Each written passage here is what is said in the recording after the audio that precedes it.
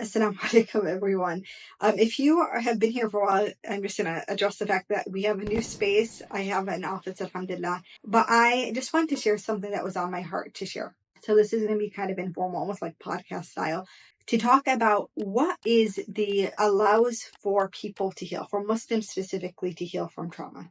And it is something that is so often overlooked.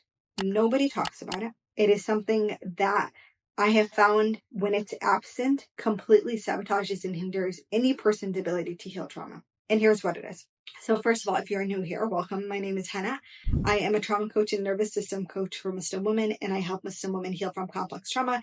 And if this is something you're looking for, then please go to the link in my description to learn more about my trauma group coaching program and to see the tons of testimonials from women who have worked with me to heal trauma. When you come to a point where you realize you have trauma, it's extremely daunting. Think about it. There's a point where you have awareness, but you don't have a solution. So now the weight of the issue that you're actually dealing with is very, very heavy. And it can be so scary, subhanAllah, to deal with. And there comes a point where some people are going to kind of wallow in this. They are not going to find that sense of empowerment to say, okay, I want to do something about it. And then there are others that are going to. But they're going to do absent of a very important mindset that leads to their growth and their healing. And every Muslim needs to understand this. And this is what the mindset is. When you are healing or when you have trauma, you are deciding, okay, I'm sick of this. I don't want to live like this. Before you've even identified a solution, before you've even reached out to someone to work with, before you've even watched the videos or read the books, in that moment, you need to make a decision. And that decision is, are you going to lead with a mindset of, I am so afraid that this is not possible for me? Or are you going to lead with the mindset, this is a problem, but I am going to work as hard as I humanly can to identify the solution. And because Allah subhanahu wa ta'ala tells me that for every disease, there is a cure except for death. And at that point, when you die, it doesn't really matter if you had trauma or not. You're now going to be in your body self actually facing Allah subhanahu wa ta'ala. Because I know of Allah's mercy, and I know Allah is a shafi, and I know that Allah is the opener, al-Fattah, and I know that He's al-Qadir and He makes the impossible possible. And I know all of this about my Rabb. I am going to lean into Him. I'm going to be praying and making dua to Him to help ease my path to find healing. And there are women and men, I work with Muslim women, and men who have gone through so much suffering, and it doesn't even dawn on them to ask Allah subhanahu wa ta'ala to open up or bring the solution to them. And what ends up happening when you're going through trauma and hoping for healing and you don't lean into that almost infinite hope in Allah subhanahu wa ta'ala, because who's more deserving of our hope and our trust in Allah subhanahu wa ta'ala, right? When you do not do that, you're going to get jaded. You're going to give up. Every obstacle, every shortcoming is going to feel like 1 step forward, 5 steps back. And then you are going to ultimately throw your hands up and you're going to be like, healing is not possible for me. And then there are going to be all of those women on the other side who have done the work, who have healed, that are like, no. Like, all you have to do is rewire that mindset to realize that it's there. But the only thing that is in between you and your healing is you. And I say this because I had a client.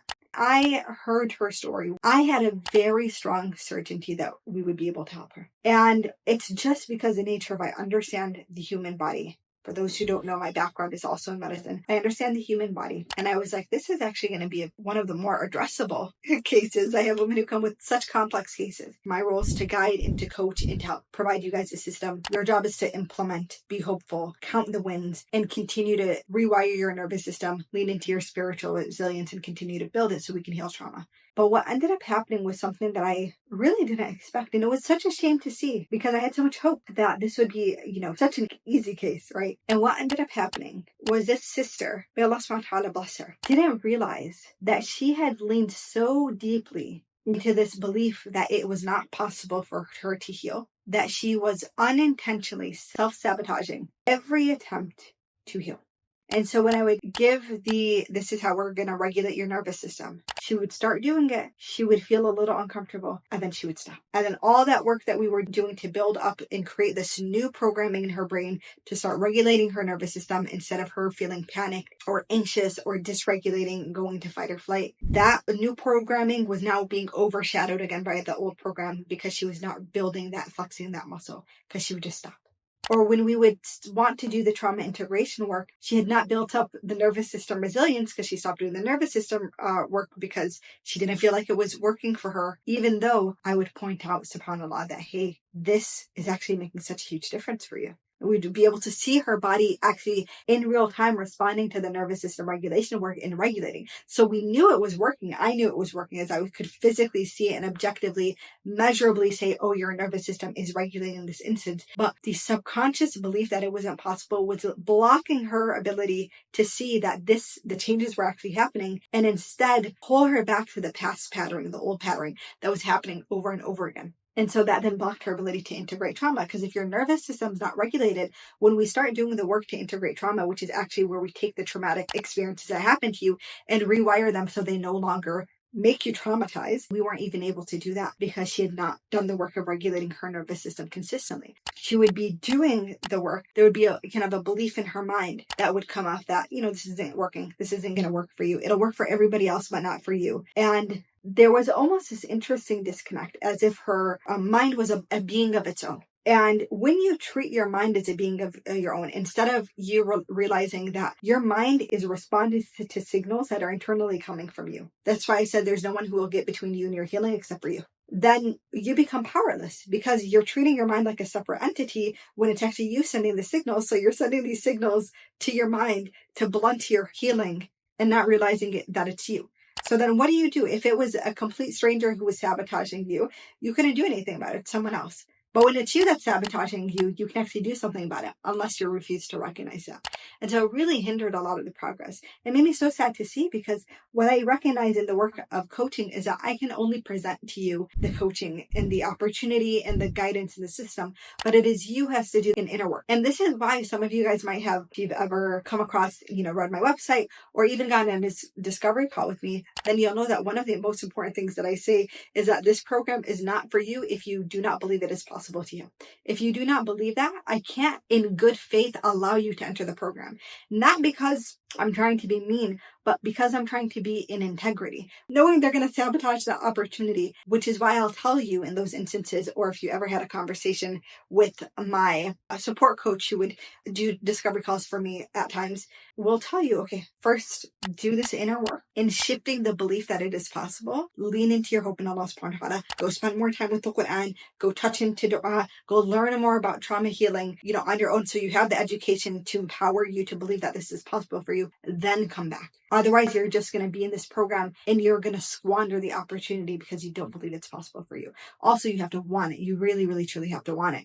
And this is really the thing. Sometimes you're coming into the work of healing and you're just not yet ready for it, because to heal from trauma, you also have to be ready to receive that healing. And what that's going to do is it's going to bring what used to be very unfamiliar to you.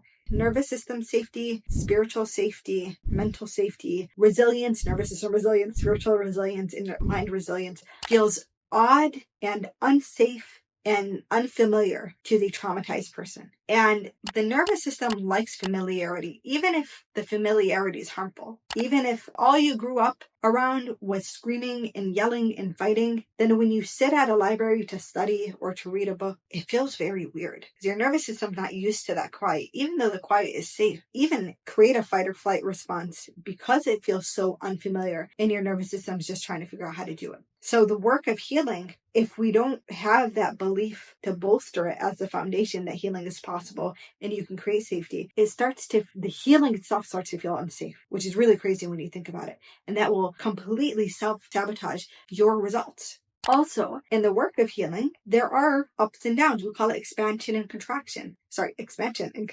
I always do the opposite, which means that as you're healing, because the work of healing requires so much nervous system work, and the nervous system needs a little bit of leaning into discomfort to be able to lean back into safety. It's almost like we're training the nervous system how to be able to handle the difficulty, the stress, without overwhelming. I'm working to do this for the sake of Allah subhanahu wa ta'ala, to heal. I made dua to Allah subhanahu wa ta'ala. That's it.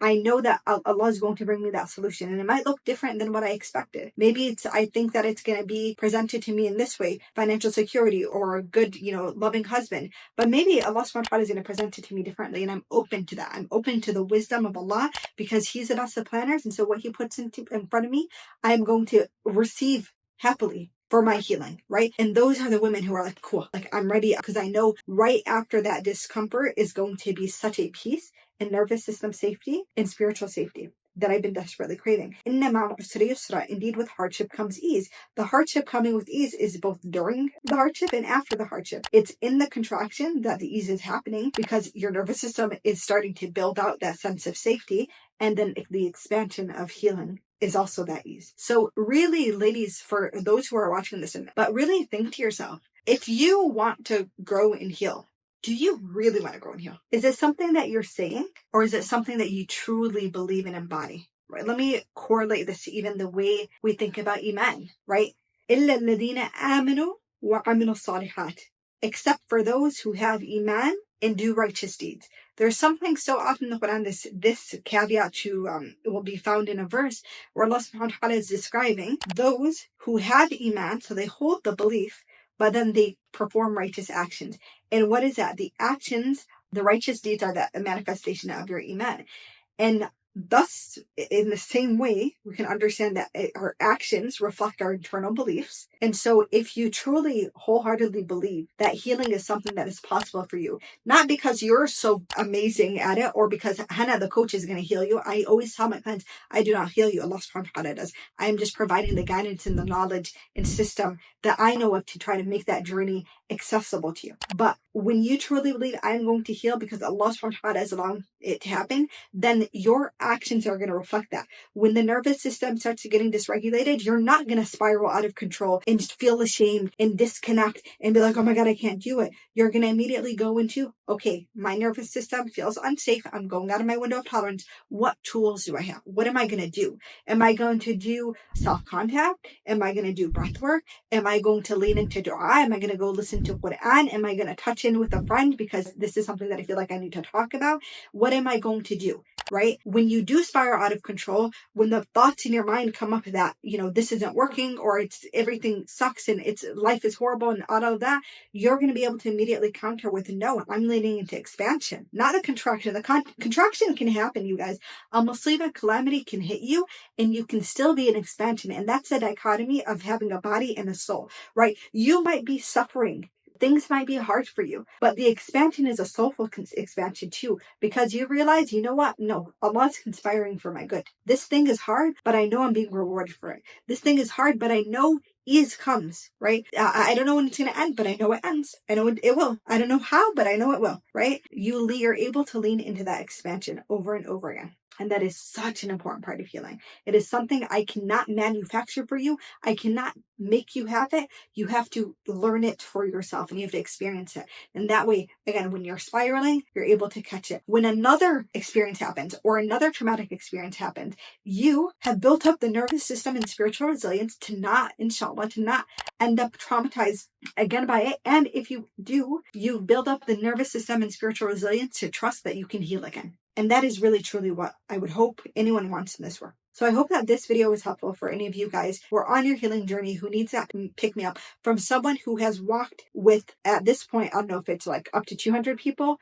specifically through their healing journey and who has seen a lot of different types of traumas and a lot of experience helping women heal from that. Take this from me, learn from the experiences of others who have gone through this so you can take that wisdom and use it to better your journey. And of course, for any of the ladies who are watching this who are like, oh my God, Hannah, I do believe and I just need the practical application. I want the system. I want to do this in a community. Again, link in the description to learn about my trauma group coaching program. You guys, I don't know how long I'm going to be doing this program for. So if you have been sitting on the decision, make the jump, inshallah. Pray istikhara, make dua. It really is a divine intervention. And thank you so much for watching, and drop your comments below on what your reflections are on this. And I will see you guys in the next one. Assalamu alaikum.